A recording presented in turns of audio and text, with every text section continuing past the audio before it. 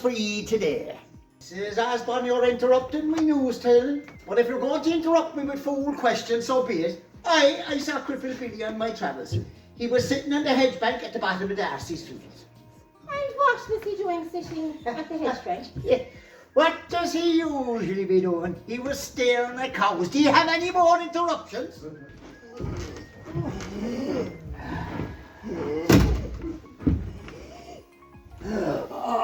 I'm sorry, I'm late, Auntie Kate, Auntie Eileen. You're interrupting me news telling Cripple Billy. What did the doctor say to you, Billy? She said I had nothing on my chest but a bit of wheeze. Nothing but a bit of wheeze. I don't be calling you, don't be calling me Cripple Billy. Why shouldn't I? Isn't your name Billy and aren't you a cripple? I don't be calling you Johnny Hacking Mike. That news that's so boring, it bore the head up and did be so. Boring, is it? Boring? How is this for boring news? Well, at least you do agree it's boring news. Well, that's one thing anyway, for sure. I tell you so. From Hollywood, California and American they are coming. Led by a Yank by the name of Robert Flaherty, who's the most richest and famous Yank there is. Coming to Inishmore they are to be making a film. Cost her $1 million. Coleman King, I already know, has been chosen to play a role in the film. And $100 a day he's on. And if Coleman King can play a role in that film, anyone can play a role in that film. Cause Coleman King is as ugly as a brick of baked shite. Little Exodus. Johnny Patine foresees of lads and lasses with the look of a movie stars about them to the big island to make their mark in America. That rules out all in this household anyway, it goes without saying, unless they're looking for cripples and ingrates. The man of Ireland they're calling the film, and Ireland mustn't be such a bad place if Yanks want to come here to make their films. But heavy for my tea, so. We have peas. Peas? Peas? Peas won't go far in a grown man's tea. I'll take that bit of bacon there. Which one? The lean one. The lean one, aye. Jeez, Johnny Patty, it wasn't that bloody big at all.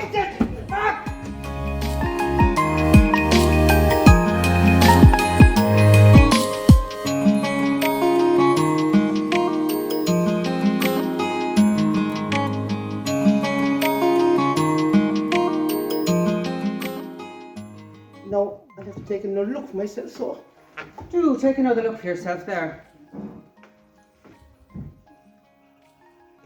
Do you have any yellow melons? We have only what you see. I went pegging them at Father Barrett. Got him banging the gob with feckin' 4 of them. You went pegging eggs at Father Barrett. Aye, are you repeating me now, missus? Sure, pegging eggs at a priest is pure against God. Maybe it is. But if God went touching me arse in choir practice, I'd peg eggs at that fecker too. Father Barrett went touching your behind in choir practice. Not my behind. Me arse, missus, me arse. You'll be picking, talking, having your bollocks kicked for you if you back talk me again, you feck. And why do you think they'd want you in the film in Helen? Sure, look, and as pretty as I am, if I'm pretty enough to get clergymen groping me arse, shouldn't be too hard to wrap fellow fellas round me fingers. Sure, getting clergymen groping your arse doesn't take much skill. And then pretty to go for either. It's more be on your own and small. If it's been on your own and small, why so with Billy never had his arse groped by priests? You don't know if Billy never got his ass groped. Have you ever had your arse groped by priests, Cripple Billy? No. No. You with your feckin' telescopes. You're always throwing telescopes into the feckin' conversations. In America, they do have a great array of telescopes. You can see a worm a mile away. And how much do these telescopes cost? $12 for a good one. So you were telling me you paid $12 to find out worms were wriggling? I would, I. You haven't got 12 hairs in your bollocks, let alone $12. I don't have $12 on my bollocks, no. You're right there. I saw no sin. Don't tell it. Oh! Oh, you hurt me ribs there. Feck your ribs, using that kind of feckin' language on me, huh? Oh, he's saying he's sailing to Inishmore, Helen. He's no boss. Sure, Bobby's bringing us in his boat tomorrow. Are you paying him? Only in kisses or a hold of his hand, or I hope it's only his hand I'll be holding. Although, I've heard it's a big one. Jim Finnegan's daughter was telling me that girl knows everybody's. I'd swear she keeps a chart for herself. She doesn't know mine. What do you want to be coming for? To be in the filming. You!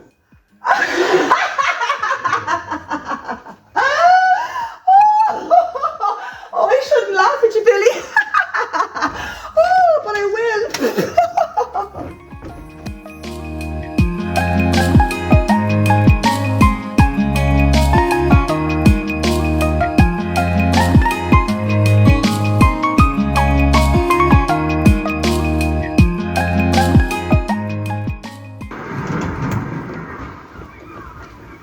I see you're getting your cut-up ready, Bobby. I am, Johnny Patty. Are you getting your cut-up ready, so? Didn't I just say I was getting my currach ready? Did I?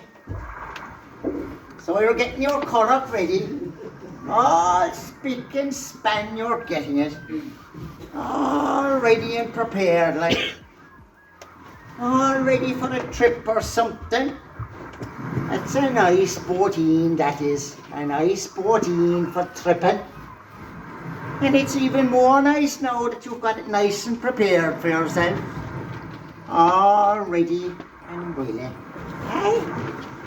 If it's a question you have for me, Johnny Patty, go ahead and ask me the question, and you'll be baiting around the bush like some stupid fool of an Egypt school child. I have no question to be asking you. If Johnny Patine has a question to ask, he comes out and asks it. No baiting around the bush with Johnny Patine, Mike.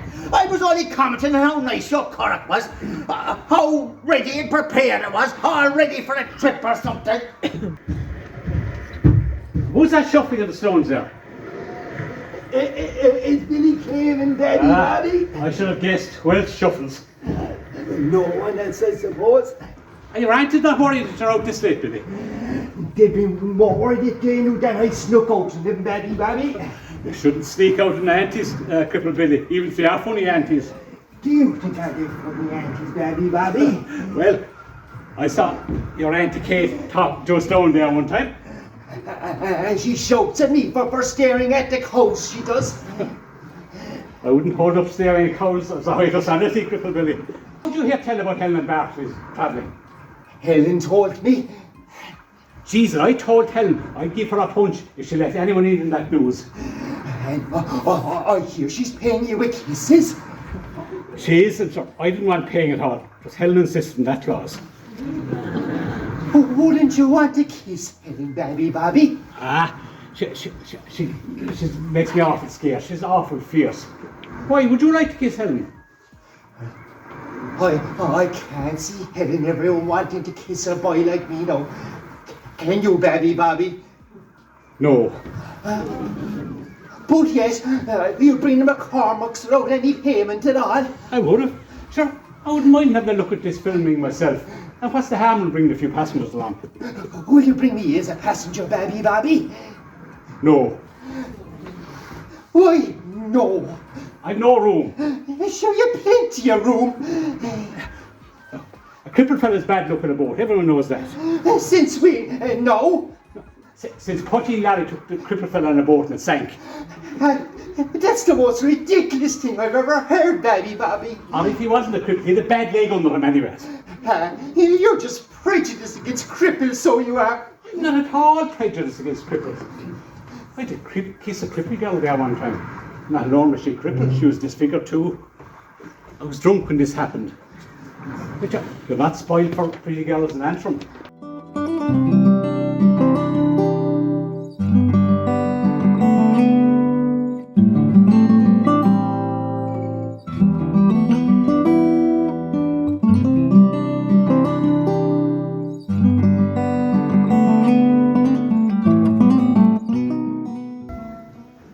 Have you been laying off the drink, Mrs. O'Dougall? Did you hear me question, Doctor?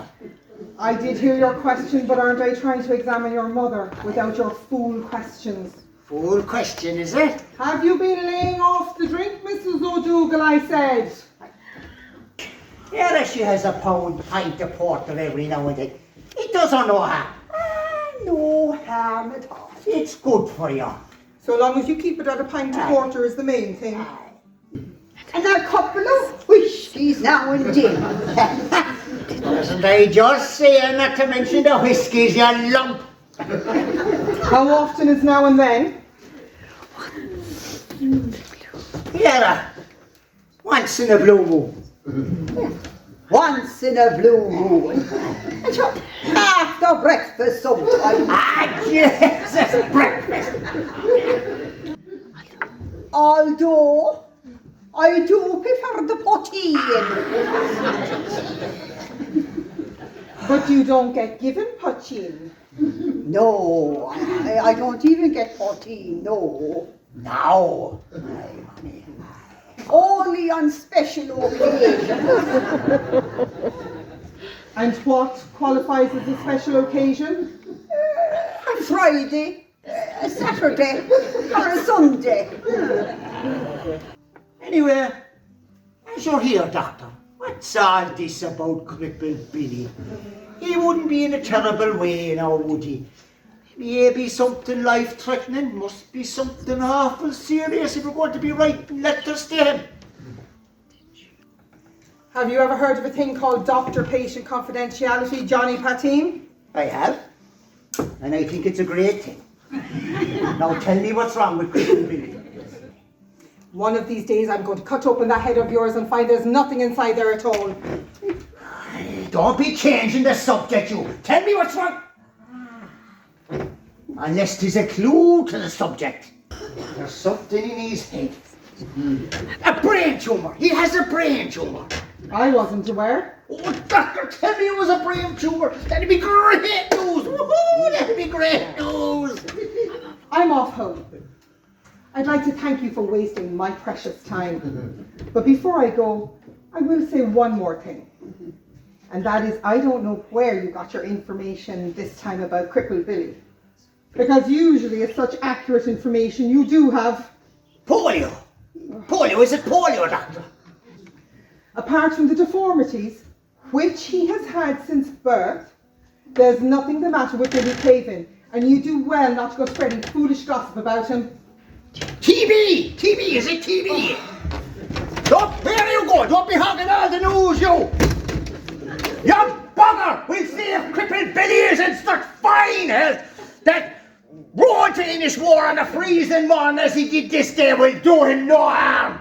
Ah! Ah! A feckin'.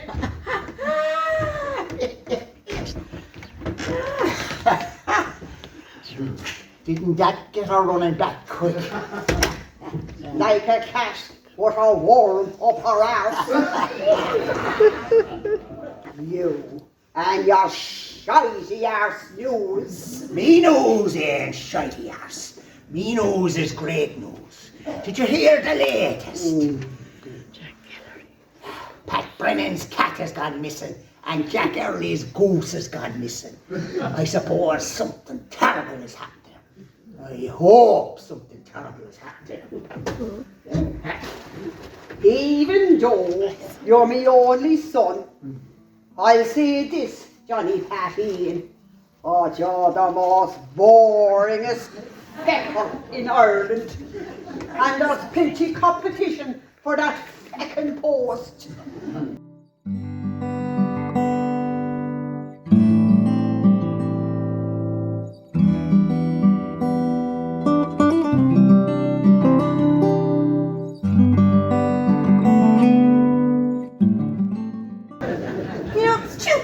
You are. I'm actually ashamed to admit that we're related sometimes. It doesn't hurt to be too kind-hearted. Does this hurt? No! Does this hurt? No! Does this hurt? I better say yes before you go any further. You should have said yes on the armpit. Would have been using your brain. I should have said yes, but you should have broken a leg on me. Now we'll never know. You're just a terror around eggs, you. I do like pegging eggs on fellas. I guess that somehow. Or would you classify you as a fella? Isn't that going a bit overboard? Why does runny eggs don't smell, but boiled eggs do smell? Oh, jeez. I don't know why, Bartley, and I don't care why. Runny eggs, because you look like one of those raggedy-looking widow women waiting on the rocks for the rascal who never returns to her. That sentence has an awful lot of R's in it. It wasn't something on top of it, on top of the R's. You've got an awful cocky for a fella with egg running down his gob. Well, there comes a time in every Irishman to stand up against these oppressors. Was it Michael Collins said that? Someone those fat ones in. Hey, do you want to play England versus Ireland? I don't know how to play England versus Ireland. Okay, you be Ireland, you stand here, close your eyes. And what you do? I be England. Oh, that wasn't a very nice thing to do. I haven't finished yet. And that wasn't a very nice thing to do at all, Helen. I was giving you a lesson on Irish history, Bartley. I don't need a lesson in Irish history. And anyway, now after just washing my hair. There'll be a lot worse casualties than eggy hair before Ireland's a nation once again, Bartley McCormack. And look at me jumper. I know, it has egg on it. I know well it has egg in it. I know damn well. And I was going to wear this to the film, the film tomorrow night. Would you put paint to that idea, haven't you?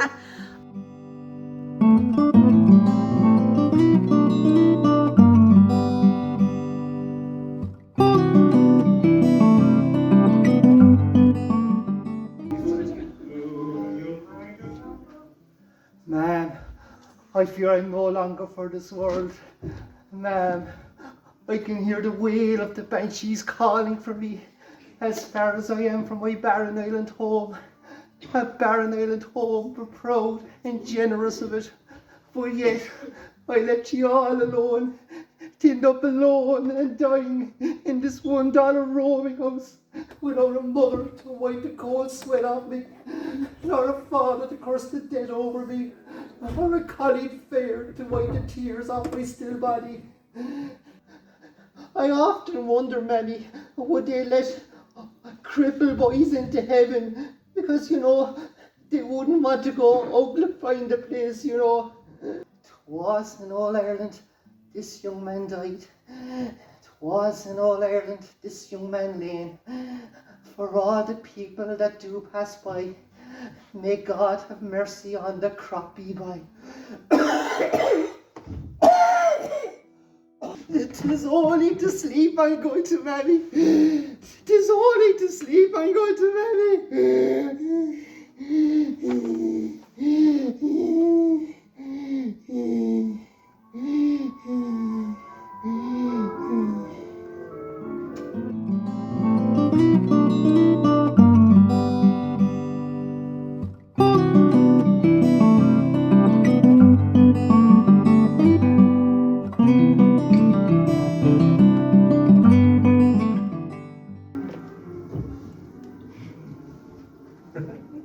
What's this that's happening? What does it look like is happening? And they catching a shack, missus, and a big shack. Are they? Shut up, you, and drink. I will, goosey. That's a big fish. Tis a shark. Tis a what? A shark, a shark. Have you forgotten what a shark is? On top of talking to stones. It's mostly off America you get shacks, and a horse of shacks. And so close to the shore sometimes he comes, you wouldn't need a telescope to see him. Oh no. Telescopes, Jesus. It's rare you see a shack off Ireland. This is the first time I've seen a shack off Ireland. Well, it mustn't be such a bad place if shacks want to come here. Not a word from him. Is Stoney off again? She is. Hey, Stoney! Ah, leave her alone, Helen. Are they ever going to be catching this second shark? And how are they being at it now, it seems? 3 minutes, be more accurate. And if it was me had a role in this film, that fecker wouldn't last as long. One good clobber, you'd all go home.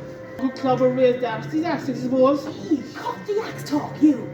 What's that Johnny Patine hears? Ah, Doesn't shack clobbering take a sight more effort than cat dissecting? just you wait till I feckin' get you home. Just you wait. Of course it hurts. Suppose the feckin' hurts.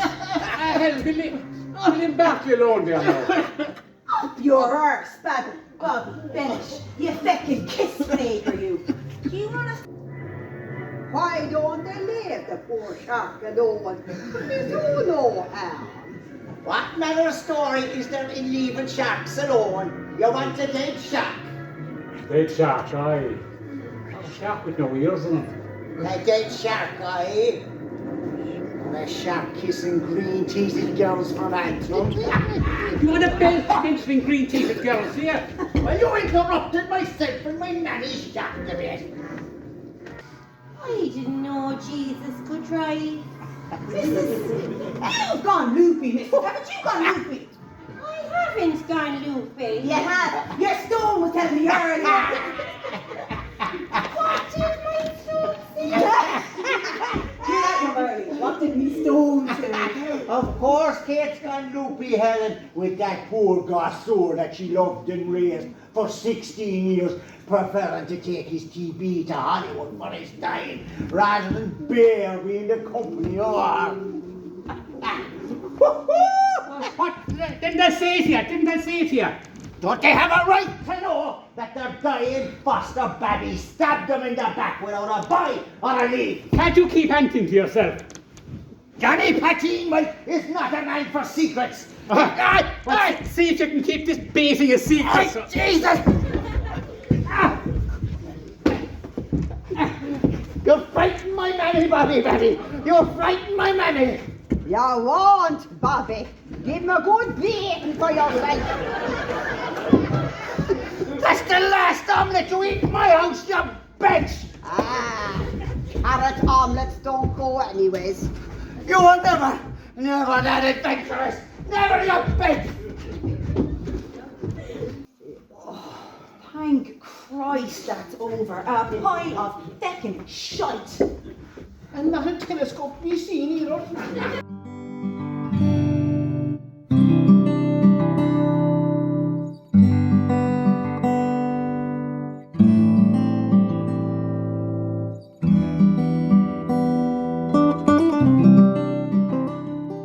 I'm sorry about the letter business, Doctor, but it was the only avenue that was left open to me. It's avenues now, do you hear? There's always big talk with from America they arrive home from. Oh, stop avenues, I don't know. Aunties, I think the doctor might be liking a cup of tea. Would you both go and get her one, please? If it's getting rid of us, you're after, Billy. All you have to do is say it. It's getting rid of me, I am.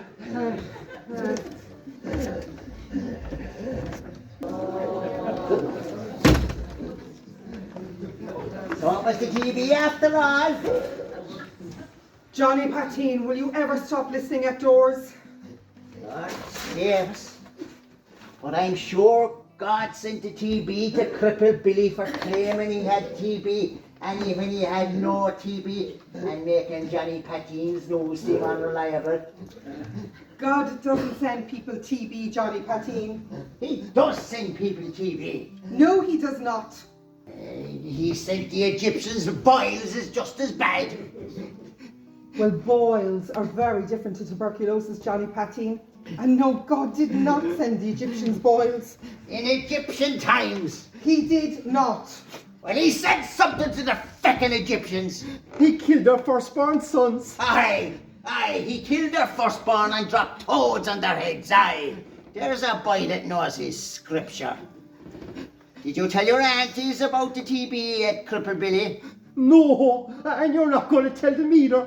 Why shouldn't I? Isn't it my job to tell them? It's not your job to tell them. Don't you have enough news for one day? Can you just do me this favour, please, once in your lifetime, Johnny Patine? For once in my life, is it? I won't tell them so. Right, have the doctor's tea. The doctor is gone. Without her tea. Evidently. Hey, don't you go big wording me again. I'll take the doctor's tea if it'll avoid a family feud. Johnny Patine, Mike, he goes out of his way to help people.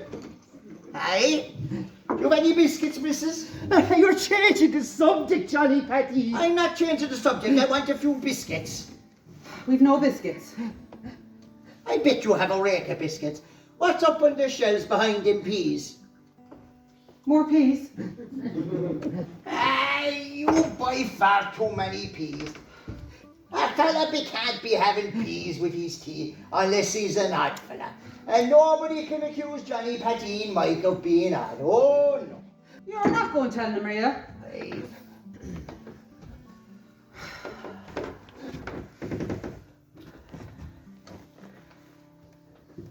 It was on the sands I met them that night, staring into the black.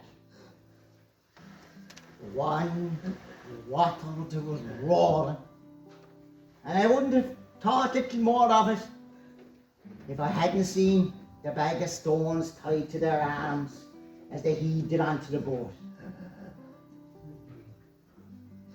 An old hemp sack there like that one it was. They handed you to me, and they set sail for waters deep. So they did kill themselves over me. They killed themselves, aye, but not for the reasons you think. You think they wanted to get away from you. What else, sure? They were told that you'd be for dying if they didn't get to the regional hospital and the medicine down. £100 or more was the cost of the treatment. They had nothing like £100. Now I know, you know that it was the death insurance that paid for the treatment that saved you. But do you know, on the same day I met you on the sands, was the same day they took out the insurance policy. Your mum and your dad. So it was for me they killed themselves. The insurance paid out a week later, and you were given the all clear before a month was up. So they did love me, in spite of everything. They did love you, Billy, because of everything. Now, Billy, Cripple Billy, isn't that news?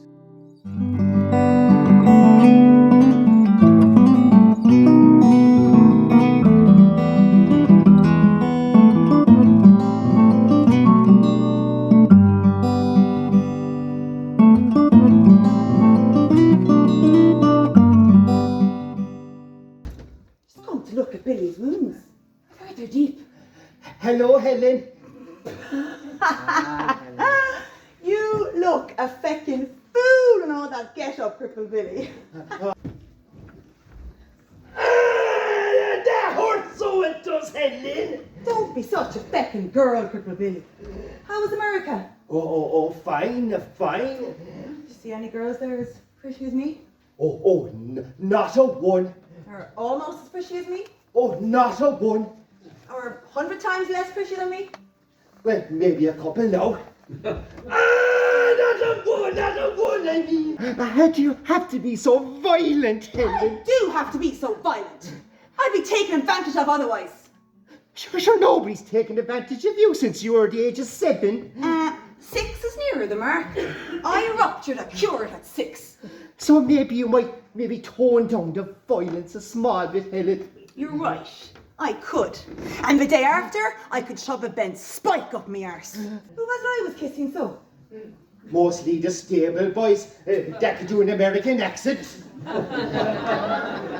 Bastards! Couldn't you have warned me? I was going to, but you seem to be enjoying it too much. Did you get a decent kiss off the stable boy? I probably would go stepping out with one, if it wasn't for the smell of pig shite to get off them. Would I miss the food? The peas and the praties. The peas and the praties. The peas and the praties. No, I wouldn't miss them, Helen. Then I was thinking, would I miss the people? Is this speech going on for more long? I'm nearly finished. What was my last bit? You put me off again. Would I miss the people? Oh, Come on. yeah, would I miss the people? Well, I'd miss me aunties. I'd miss me aunties. Well, I wouldn't miss Babby Bobby with his lead stick, or Johnny Patty Mike with his dark news, or any of the boys at school who used to laugh at me, or any of the girls that used to cry if I even spoke to them. Thinking about it, Helen, if Inishmann fell into the sea tomorrow, and everything and everybody fell into it, Helen, you know, there's nobody I miss, Helen. Nobody is except you, Helen. What I was trying to build up to was... Oh, was you building up for something, Cripple Billy? Yes, but you keep interrupting Oh, me. build up ahead, so, come on. Look, what I was building up to, Helen, there comes a time in every man's life when he has to put his heart into his hands and make it go for something, even though he knows there's a million chance of him not getting it. But he still has to make a go for it. Sure, why else would we be alive? So what I was thinking was, Helen, and you know, look, I know great shakes to look at, but what I was thinking was, Helen, do you know, maybe in a week or two or something, you know, maybe you might go out walking with me. What would I want to go out walking with a crippled boy for? Sure, it isn't out walking you'd be anyway. It'd be out shuffling, because you can't walk. I'd have to be waiting for you every 5 yards. What would you and me be out shuffling for? Alright, so, I will go out walking with you. But only someplace no fecker will see us, and when it's dark, and no kissing or groping. I don't want you ruining me fecking reputation. Okay, so Helen, Or not much kissing or groping. would tomorrow suit? Sure, tomorrow wouldn't at all suit. Isn't it Bartley's feckin' birthday tomorrow? Oh, is it? What did you get him, Helen? I got him. And for the life of me, I don't know why. Because now that fecker will never stop going on about it. Or at least won't stop. She'll give him a big thump in the face for himself. And even then he probably won't stop. But didn't I go and get the fecker telescope? Ah, that was awful nice out of you, Helen. Must be getting soft in me old age, Cripple Billy. I think so, Helen. Do you? I do. Do you really, Billy? I do, Helen. Does this feel soft, huh? No, that doesn't feel soft at all, Helen. Good though. I see you there for tomorrow for a feckin' walk, so.